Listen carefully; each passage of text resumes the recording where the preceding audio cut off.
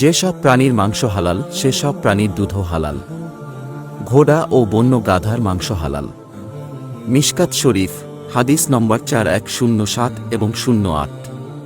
হজরত খালিদ ইবনে ওলীদ রাদিয়াল্লাহু তাআলা আনহু বলেন, রসূল সাল্লাল্লাহু আলাইহি ওয়াসাল্লাম ঘোড়ার মাংস খেতে নিষেধ করেছেন। সুনানে নাসাই 8206। নিষিদ্ধ হওয়ার মূল সূত্র হচ্ছে এ হাদিস।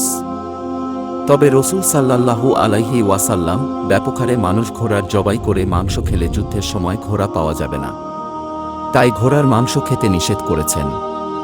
যদি এমন কোনো পরিস্থিতি হওয়ার সম্ভাবনা না থাকে তাহলে ঘোড়ার মাংস খাওয়াতে কোনো সমস্যা নেই।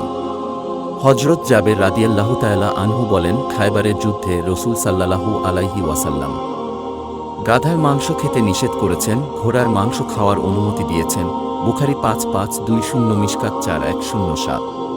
ইসলামী বিধান মতে সর্বমোট 6 ধরনের পশু দিয়ে কুরবানি করা যায়, আর তা হল উট, গরু, মহিষ, ছাগল, ভেড়া ও দুম্বা।